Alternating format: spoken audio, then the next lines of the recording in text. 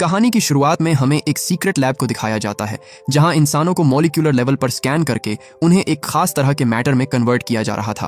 पर तभी वहां एक धमाका हुआ और तकनीकी खराबी के चलते उनके बनाए हुए सारे क्रीचर्स आजाद हो गए। इसके एक हफ्ते बाद हम शहर को देखते हैं जो वॉर की वजह से मलबे में तब्दील हो चुका था। हम वहां डेविस नाम के एक सोल्जर को देखते हैं जो बैकअप के इंतजार में खड़ा था, पर उसे पता चला कि बैकअप को आने में अभी 8 से 10 मिनट और लग सकते हैं। उसके हाईटेक हेलमेट से जुड़े स्पेक्स उसे आसपास की चीजों को स्कैन करने में मदद कर रहे थे, लेकिन हर गुजरते सेकंड के साथ बेचैनी बढ़ती जा रही थी। उसने अपने सारे साथियों को इस वॉर में खो दिया था और चारों ओर उनकी लाशें पड़ी हुई थीं। इन लाशों के चेहरों पर डर और घबराहट साफ साफ झलक रहा था, मानो उन्हें दर्दनाक और भयानक मौत का सामना करना पड़ा हो। उसकी स्पेक्स लाशों के शरीर को स्कैन कर रही थीं और हर स्कैन के साथ डेविस की बेचैनी बढ़ती जा रही थी। पर तभी उसके स्पेक्स ने एक हलचल पकड़ी। एक हल्की सी परछाई जैसी चीज उसकी ओर तेजी से बढ़ रही थी। वो घबराकर इधर उधर देखता है, पर कुछ भी असलियत में नहीं दिखता। सिर्फ स्पेक्स के जरिए ही उसे वो परछाई दिखाई दे रही थी। उसका ना कोई ठोस शरीर था और ना ही कोई डरावनी शक्ल, बस एक घनी सफेद छाया जो बर्फीली हवा में घुलती जा रही थी। अब इससे पहले कि डेविस कुछ समझ पाता, वो परछाई उसके शरीर के आर पार चली जाती है, जिससे वो मारा गया। उसके चेहरे पर वही इमोशंस आ जाते हैं जैसा कि उन बाकी लाशों में था, और अब वो चीज अपने अगले शिकार की तलाश में आगे बढ़ चुकी थी। इसके बाद हम मार्क क्लाइन नाम के एक इंजीनियर को देखते हैं जो रोज की तरह कबाड़ के ढेर में कोई काम की चीज ढूंढ रहा था। क्लाइन एक फेमस इंजीनियर और साइंटिस्ट है जो आए दिन नई नई चीजों का आविष्कार करते रहता है। इस बार उसने एक ऐसा डिवाइस बनाया था जो पलक झपकते ही किसी भी चीज को भाप बना सकता था। कुछ लोग उसके इस आविष्कार को वेपन बनाने के लिए इस्तेमाल करना चाहते थे, पर क्लाइन हमेशा से अपने इन्वेंशंस का जंग में इस्तेमाल किए जाने के सख्त खिलाफ था। एक दिन क्लाइन जब अपनी लैब में काम कर रहा था, तभी उसके सीनियर उसे बताते हैं कि जनरल जेम्स ने तुम्हें अभी इसी वक्त मिलिट्री बेस पर बुलाया है, उन्हें तुम्हारी जरूरत है। लेकिन क्लाइन ने उन्हें जाने से मना कर दिया। उसने कहा कि मैं एक साइंटिस्ट हूं, न कि कोई सोल्जर, लड़ाई में मेरी कोई जगह नहीं है। लेकिन उसके सीनियर ने उस पर दबाव डाला, ये कहते हुए कि अगर वो नहीं आया तो हजारों सैनिक बेवजह मारे जाएंगे। उनकी ये बात सुनकर मार्क जाने के लिए राजी हो जाता है, पर उसकी शर्त थी कि वो वहां सिर्फ रिसर्च का काम करेगा। अगले दिन मार्क मिलिट्री बेस पर पहुंचता है जहां जनरल जेम्स ने उसका वेलकम किया। वो मार्क के साथ ऐसी खुफिया जानकारी साझा करने को तैयार थे जिसके बारे में दुनिया के कुछ चुनिंदा लोगों को ही पता था। उन्होंने मार्क को 5 अलग अलग कैमरों की वीडियो फुटेज दिखाई जो उनके सोल्जर्स ने मरने से पहले रिकॉर्ड किए थे। मार्क ने जब उसे गौर से देखा तो उसे उसमें कुछ जीव दिखाई दिए जो इस दुनिया के तो बिल्कुल नहीं लग रहे थे। आगे कुछ भी बताने से पहले फ्रैन मेडिसन नाम की CIA ऑफिसर उससे कॉन्ट्रैक्ट पर साइन करवाती है। उसमें साफ साफ लिखा था कि अगर उसने जानकारी बाहर किसी से भी साझा की तो उसे हमेशा के लिए जेल में डाल दिया जाएगा। मार्क के लिए ये एक बहुत बड़ा जोखिम था, लेकिन सच्चाई जानने की उनकी वैज्ञानिक जिज्ञासा ने उसे इस कॉन्ट्रैक्ट पर साइन करने को मजबूर कर दिया। जेम्स ने मार्क को बताया कि उनके सबसे काबिल सोल्जर ने उस रहस्यमयी चीज के करीब पहुंचने की कोशिश की थी, लेकिन बाद में हमें उसकी और उनकी टीम की लाशें अजीब हालत में पड़ी मिली। उनके इंटरनल ऑर्गन्स जम गए थे और उनके चेहरे पर एक अजीब सा डर था, मानो उन्होंने कुछ भयानक देखा हो। मेडिसन उसे बताती है कि जिन्होंने भी उन जीवों को देखा वो उन्हें घोस्ट ऑफ वॉर के नाम से जानते हैं, क्योंकि ये वॉर शुरू होने से पहले उनका इस शहर में नामो निशान नहीं था। हालांकि क्लाइन को अंधविश्वासों पर भरोसा नहीं था। वो साइंस की मदद से समझना चाहता था कि उनके सैनिकों को आखिर क्या मार रहा है। उन्हें समझने के लिए मार्क को क्लियर फुटेज चाहिए थी, पर दिक्कत ये थी कि उन जीवों को खुली आंखों से नहीं देखा जा सकता था। हालांकि मार्क के पास इस समस्या का भी हल था। उसने एक ऐसा कैमरा बनाया था जो लाइट के हर स्पेक्ट्रम को कैप्चर कर सकता था, यानी इसकी मदद से वो उन्हें देख सकते हैं। जेम्स कहता है, कल हमारे सोल्जर्स एक रेस्क्यू मिशन पर जाने वाले हैं, उन्हें ये ऑपरेट करना सिखा दो, बाकी हम देख लेंगे। पर इसे सिर्फ मार्क ही चला सकता था, इसलिए उसे भी वहां जाना पड़ेगा। इसके बाद मार्क मिलिट्री टैंक से मशीन गन को निकालकर उस पर कैमरा फिट करने लगता है, जो देख कई सोल्जर्स उस पर भड़क उठे। वो कहते हैं, जानते भी हो इस चीज ने कितनी बार हमारी जान बचाई है और तुम उसकी जगह अपना ये फालतू कैमरा लगा रहे हो। जब उन्हें पता चला कि कल वो भी उनके साथ चलने वाला है तो सब उस पर हंसने लगते हैं। उनके लिए मार्क एक कमजोर साइंटिस्ट था जो जंग के मैदान के लिए नहीं बना और बस टैंक पर कैमरा लगाना जानता है। वो मार्क को परेशान कर रहे थे, लेकिन तभी सर्जेंट ने बीच में दखल देकर हालात को काबू में कर लिया। उन्होंने उन सैनिकों को शांत किया और कहा, मार्क के आविष्कार ही हैं जो हमें दुश्मनों से लड़ने का मौका दे रहे हैं। उसके बिना हम कभी कोई वॉर नहीं जीत पाते। ये सुनकर सबके मुंह बंद हो जाते हैं। उन्हें यह भी पता चला कि जिस टैंक को लेकर वो उसका मजाक बना रहे थे उसे मार्क और उसकी टीम ने ही डिजाइन किया था। अगले दिन वो सब अपना रेस्क्यू मिशन प्लान करते हैं। जहां वो जा रहे थे वहां उनके 2 दुश्मन मौजूद थे, एक जिनसे उनकी पहले से लड़ाई चल रही थी और दूसरे थे वो जीव जिन्हें उन्होंने अनजाने में ढूंढा था। प्लान के मुताबिक उन्हें सबसे पहले अपने लोगों को बचाना है जिन्हें दुश्मनों ने एक बिल्डिंग में बंदी बना रखा है, और उसके बाद सब मिलकर उन जीवों को पकड़ते। इसके बाद मार्क और सैनिकों की एक टीम एक अबेंडन एरिया में भेजी जाती है। मार्क टैंक के अंदर बैठकर अपने हाईटेक स्पेक्ट्रल कैमरे की मदद से उस एरिया की जांच कर रहा था। इस मिशन पर जाने वाले हर सैनिक की तरह मार्क के दिल में भी डर और बेचैनी थी। ये एरिया पहले ही कई सैनिकों को निगल चुका था और न जाने यहाँ की मिट्टी में और कितने राज दफन थे। जैसे ही टीम आगे बढ़ती है, रास्ते में उन्हें जमी हुई लाशें मिलती हैं, जो देखकर एक बार के लिए उनकी रूह कांप गई। हर कदम पर खतरा बढ़ते ही जा रहा था, लेकिन वो रुक नहीं सकते थे। उनका मिशन था आगे बढ़ते रहना, चाहे खतरा कितना भी बड़ा क्यों ना हो। टीम और आगे बढ़ती है और उन्हें सार्जेंट विल मिलता है, जो एक बाथटब के नीचे छिपा हुआ था। कॉमस्टॉक का चेहरा डर से भरा हुआ था। ऐसा लग रहा था जैसे उसने अपनी आंखों से मौत को देखा हो। उसे बचा लिया जाता है, लेकिन उसकी हालत देखकर बाकी सैनिकों के दिल में खौफ और गहरा हो जाता है। अब यह साफ हो चुका था कि यहाँ कुछ बेहद अजीब और खतरनाक था। सार्जेंट ने पूछा, हमारे बाकी के सैनिक कहाँ हैं? जिस पर विल ने उसे बताया कि वो सब मर चुके हैं। उन्होंने जब ऊपर जाकर देखा तो पाया कि उसकी टीम के साथ साथ वहां दुश्मनों की भी लाशें पड़ी हुई थीं। हैरानी की बात यह थी कि सबकी मौत एक ही तरह से हुई थी, यानी जिसने भी उन्हें मारा उसने बिल्कुल भी फर्क नहीं किया। एक सैनिक जो सबसे आगे था, उसने फिर से वही रहस्यमयी आकृतियां देखी जो पहले भी देखी गई थीं। वो अपने गॉगल्स उतारने की कोशिश करता है, लेकिन मार्क ने कहा, गॉगल्स मत उतारो, बिना गॉगल्स के तुम उन्हें देख नहीं पाओगे। घबराकर उसने अपनी बंदूक से गोली चलाई, लेकिन गोलियों का उस पर कोई असर नहीं हुआ। वो चीज उसके शरीर के आर पार चली जाती है और बिना किसी घाव के वो सैनिक धराशायी हो गया। सार्जेंट ने तुरंत सभी सैनिकों को चेतावनी दी कि वो अपने गॉगल्स ना उतारें, लेकिन तब तक बहुत देर हो चुकी थी। एक एक करके सभी सैनिक मरने लगे। ये आकृतियां हवा की तरह चल रही थीं, अदृश्य मगर घातक। कोई नहीं समझ पा रहा था कि वो क्या थीं और ना ही उनके खिलाफ लड़ने का कोई तरीका था। मार्क सबको वापस आने को कहता है, लेकिन मैडिसन ने कहा, हम खाली हाथ नहीं लौट सकते। मार्क जानता था कि अगर यहाँ रहे तो उनमें से कोई जिंदा नहीं बचेगा, और बिल्कुल ऐसा ही होता है। बस कुछ ही पलों में उनके सारे सोल्जर्स मारे जाते हैं। मार्क जल्दी से अपने स्पेक्ट्रल कैमरा को टैंक से जोड़ता है, और जब कैमरे में फीड आई तो मार्क ने देखा कि ये आकृतियां इंसानों जैसी दिखती थीं। उनका सिर्फ कुछ हिस्सा ही कैमरे में दिखाई दे रहा था। ऐसा लग रहा था कि ये इंसान नहीं थे, बल्कि किसी दूसरे डायमेंशन से आई चीजें थीं। मार्क ने तुरंत सैनिकों को उन क्रीचर्स की सही पोजीशन बताई ताकि वो मिसाइल से हमला कर सकें। एक सैनिक ने मिसाइल दागी, लेकिन हैरत अंगेज रूप से उन क्रीचर्स पर धमाके का कोई असर नहीं हुआ। मिसाइल उनके आर पार चली जाती है और एक और सैनिक मारा गया। अब यह साफ हो चुका था कि वो किसी मामूली चीज से नहीं लड़ रहे थे। ये कुछ और था जिसे समझने में अभी और वक्त लगेगा। बचे हुए सैनिकों ने अपनी जान बचाकर वहां से भागने की कोशिश की, मगर इस अफरा तफरी में उन्होंने गलती से दुश्मन की बिछाई हुई लैंडमाइन पर पैर रख दिया, जिससे एक बड़ा धमाका हुआ और उनके ट्रक और टैंक पलट गए। कुछ सैनिक तुरंत मारे जाते हैं, जबकि बाकी किसी तरह जिंदा रहने की कोशिश कर रहे थे। मार्क अब समझ चुका था कि उसका स्पेक्ट्रल कैमरा ही उसका सबसे बड़ा हथियार है, क्योंकि सिर्फ उसी की मदद से वो उन क्रीचर्स को देख सकते थे। कैमरा भारी था, लेकिन फिर भी मार्क उसे अपने साथ लेकर भागा। वो जानता था कि अगर उसने इसे यहीं छोड़ दिया तो वो कभी नहीं जान पाएंगे कि सैनिकों को मारने वाली ये रहस्यमयी चीजें आखिर थीं क्या। मार्क और उसकी टीम उन खतरनाक जीवों से बचते हुए एक अबंडन पड़ी बिल्डिंग में पहुंचती है। वहां पहुंचकर मार्क देखता है कि मैडिसन गंभीर रूप से घायल है। उसके सिर से लगातार खून बह रहा था और वो सदमे में थी। उसी बिल्डिंग में उन्हें एक रेडियो ऑपरेटर मिलता है जो पिछली टीम के साथ यहाँ मिशन पर आया था, लेकिन किसी कारणवश यहीं फंसा रह गया। मार्क और बाकी के सैनिक बहुत डरे हुए थे, क्योंकि वो इन रहस्यमयी जीवों को समझ नहीं पा रहे थे। मार्क उन्हें बताता है कि ये जो भी चीज है इंसानों से हूबहू मेल खाती है। उसने मेरी ओर देखा था, लेकिन मैं अभी तक ये समझ नहीं पाया हूँ कि ये जीव काम कैसे करते हैं। शायद मेरा कैमरा हमें इन्हें बेहतर तरीके से देखने और समझने में मदद कर सके। जिसके बाद उन्होंने अपने स्पेक्ट्रल कैमरे को इमारत की तीसरी मंजिल पर इंस्टॉल कर दिया। कैमरे में उन्हें दिखाई दिया कि बिल्डिंग के चारों ओर कई सेमी ट्रांसपेरेंट जीव घूम रहे हैं, लेकिन कोई अनजान चीज उन्हें बिल्डिंग में एंटर करने से रोक रही है। मार्क ने देखा कि इमारत के चारों तरफ कुछ काले रंग की रेत जैसा पदार्थ फैला हुआ है। तभी एक सैनिक ने कहा, ये रेत नहीं है, ये प्योर आयरन है और ये पूरे एरिया में फैला हुआ है। उसने बताया कि भागते समय वो इसी आयरन के ढेर में गिर गया था, जिस वजह से कुछ आयरन उसके कपड़ों में घुस गया। मार्क समझ गया कि किसी ने जानबूझकर इस लोहे को इमारत के चारों ओर फैलाया है ताकि वो उन्हें अंदर आने से रोक सके। सार्जेंट को शक हुआ कि इस बिल्डिंग में वो अकेले नहीं है, जिसके बाद उन्होंने इमारत के एक एक कोने को छान डाला। वो ऊपरी मंजिल की ओर बढ़ ही रहे थे कि अचानक किसी ने उन पर अंधाधुंध गोलीबारी शुरू कर दी। सैनिकों ने बड़ी मुश्किल से खुद को बचाया और हमलावर को रोकने में कामयाब हुए। मेडिसन ने देखा कि ये हमलावर बच्चे थे जो उनके आने से डर गए थे। कोई और खतरा ना पाकर मेडिसन ने उन बच्चों से बात करने की कोशिश की, क्योंकि सिर्फ वही उनकी भाषा समझती थी। इमारत में और कोई नहीं था, सिर्फ वो बच्चे थे जो जीवों के डर से यहाँ पनाह लिए हुए थे। इस बिल्डिंग में एक ट्रांसमिशन टावर भी था, जिसकी मदद से वो जनरल तक डिस्ट्रेस सिग्नल भेज सकते थे। लेकिन परेशानी ये थी कि ये टावर बहुत बड़ा सिग्नल भेज रहा था, जिससे उनके दुश्मन भी उनके संदेशों को सुन सकते थे। बहुत ज्यादा चांसेस थे कि सिग्नल भेजने से उन्हें उनकी लोकेशन का पता चल जाएगा। लेकिन सार्जेंट ने कहा, इस वक्त हमारा सबसे बड़ा खतरा ये रहस्यमयी जीव हैं, न कि हथियारों से लैश इंसान।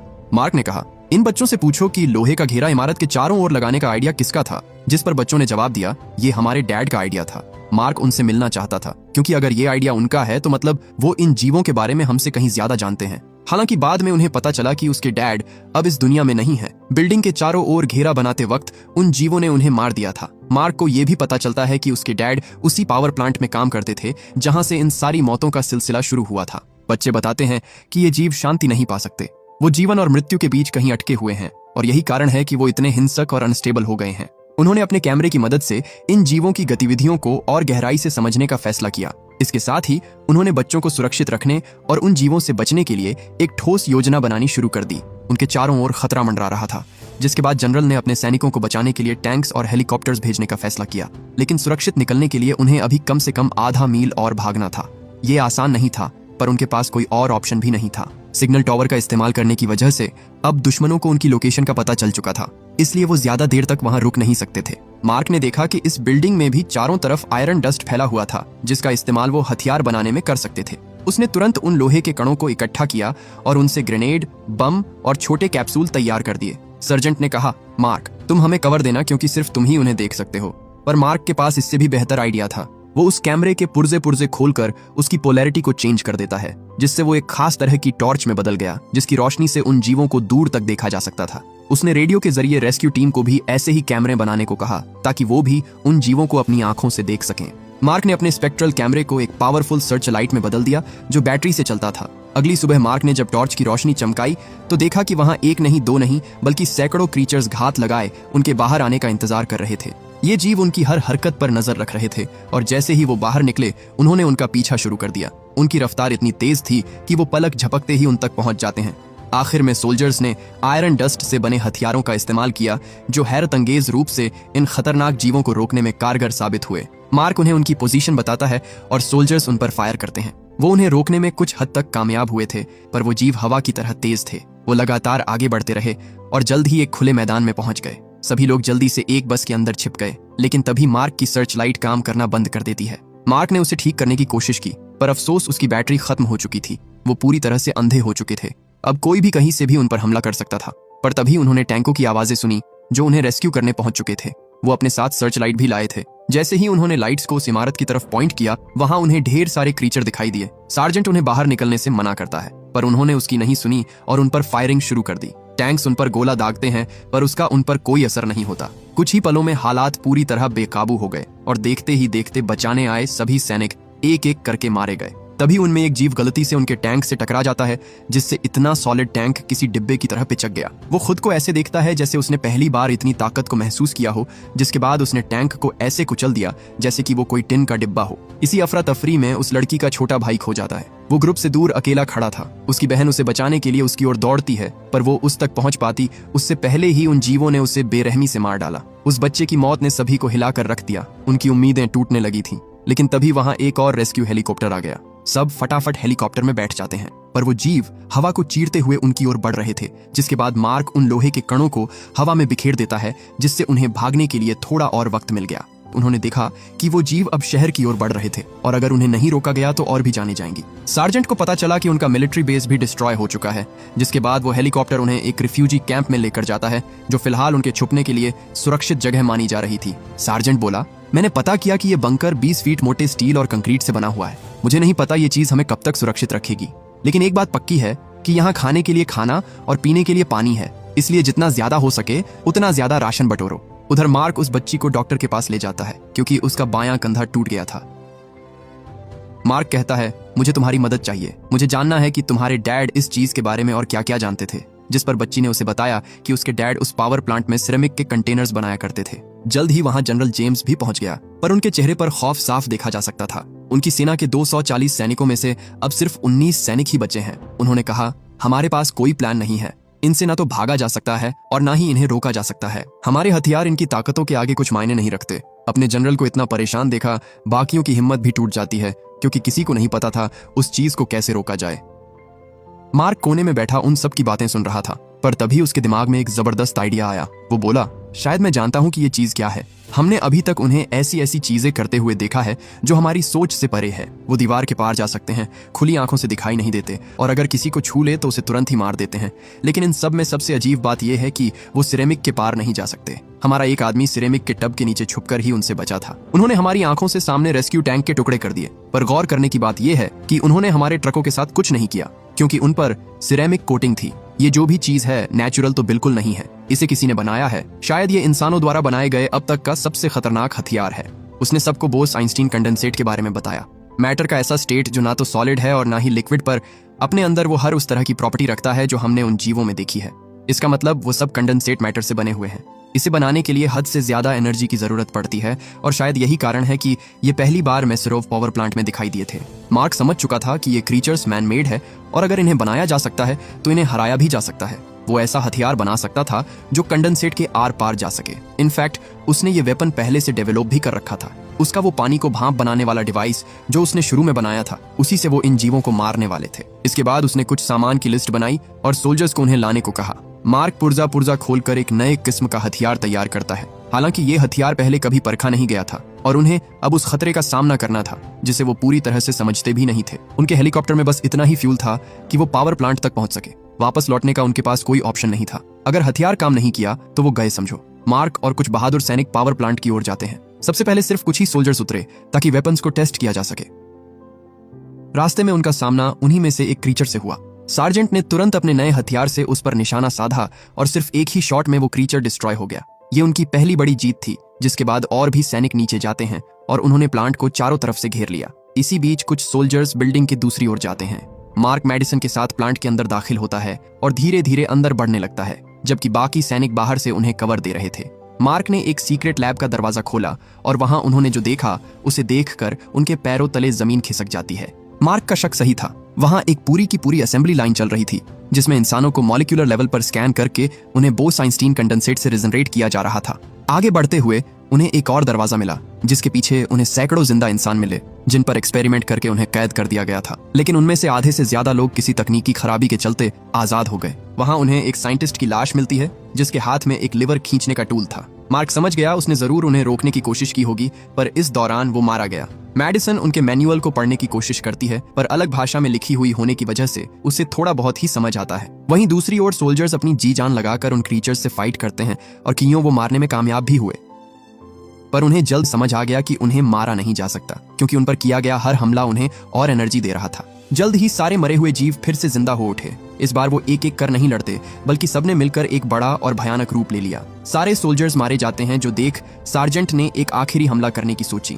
उसने सभी के वेपन्स उठाए और सबकी एनर्जी को एक ही गन में कंसंट्रेट कर दिया। उधर मार्क को इमरजेंसी शटडाउन प्रोसेस समझ आ गया था। इंस्ट्रक्शन के अकॉर्डिंग उसे सभी ब्रैकेट्स को हटाकर लीवर को खींचना होगा ताकि उनकी पावर सप्लाई रोकी जा सके। मार्क ऐसा ही करता है। वो एक एक ब्रैकेट खोलने लगा, पर ये देख वो क्रीचर्स गुस्सा हो जाते हैं और उन्होंने अपने कांच के चैम्बर्स को तोड़ना शुरू कर दिया। बाहर निकलते ही उन्होंने मार्क को मारने की कोशिश की, पर मेडिसन उसे बचा लेती है। मार्क ने लगभग सब कुछ कर दिया था, पर जब उसने आखिरी लीवर खींचने की कोशिश की तो पता चला कि वो जाम हो गया है। वो अपनी पूरी ताकत लगाकर उसे नीचे लाने की कोशिश करता है, पर तभी सार्जेंट ने उन क्रीचर्स के झुंड पर अपना आखिरी हमला किया, जिससे इतना बड़ा धमाका होता है कि सारे कांच के चैम्बर टूट गए और सब आजाद हो गए। वो मार्क को छूने ही वाले थे, पर समय रहते मार्क ने लीवर खींच दिया, जिससे पावर सप्लाई बंद हो जाती है। जैसे ही ये हुआ, सारे क्रीचर्स अचानक से फ्रीज हो गए। उनमें अब बिल्कुल भी हलचल नहीं हो रही थी। उधर सार्जेंट से लड़ रहे क्रीचर्स भी एकदम से रुक जाते हैं, जो देख सार्जेंट समझ गया कि हम जीत चुके हैं। मेडिसन मार्क को यहाँ से निकलने को कहती है, पर तभी उनकी नजर एक और दरवाजे पर पड़ी और जब वो उसके अंदर गए तो वहां उन्होंने देखा कि उन जीवों को न सिर्फ असली इंसानों से बनाया जा रहा था, बल्कि उन्हें कंट्रोल भी किया जा रहा था। वो हिंसक थे नहीं, बल्कि उन्हें हिंसक बनाया गया था। मार्क समझ गया कि वो ना तो पूरी तरह जिंदा है और ना पूरी तरह मरे हुए। वो ऐसी अवस्था में फंसे हुए हैं जहां से निकलना नामुमकिन है। मार्क से ये देखा नहीं जाता और वो केवल खींचकर उस पोर्ट को डिस्ट्रॉय कर देता है जो इन्हें इस स्टेट में रखे हुए था। वो बाकियों के साथ भी यही करने जा रहा था, पर मेडिसन उसे रोक लेती है। वो कहती है कि अगर उन्होंने सब कुछ नष्ट कर दिया तो कोई उनकी बातों पर विश्वास नहीं करेगा। पर मार्क जानता था कि अगर ये टेक्नोलॉजी इंसानों के हाथ लगी और उन्होंने इसे समझ लिया तो वो ऐसे और सोल्जर्स बनाएंगे और ये दुनिया को खत्म कर देगा। इसके बाद दोनों ने मिलकर वहां मौजूद हर एक पोर्ट को डिस्ट्रॉय कर दिया और सारी रिसर्च को आग के हवाले कर दिया ताकि इन्हें दोबारा ना बनाया जा सके। बचे हुए सैनिक बेस पर वापस लौट आते हैं और एक नए दिन की शुरुआत होती है। अगले रोज जब मार्क अपने कैंप से बाहर निकला तो उसने देखा कि सोल्जर्स फिर से पावर प्लांट में जा रहे थे। मेडिसन उसे बताती है कि हमने एक नई रेस शुरू कर दी है। अब सभी ताकतवर देश उस टेक्नोलॉजी को सबसे पहले पाने की कोशिश करेंगे ताकि उस पर अपना हक जता सके, क्योंकि जो भी इस टेक्नोलॉजी पर कंट्रोल पा लेगा वही पूरी दुनिया पर राज करेगा। लेकिन फिलहाल मार्क का काम अब पूरा हो चुका था। अब वो तब लौटेगा जब उन्हें उसकी फिर से जरूरत होगी। मार्क मुस्कुराते हुए बेस से बाहर चला गया और इसी के साथ ये मूवी यहीं खत्म हो जाती है।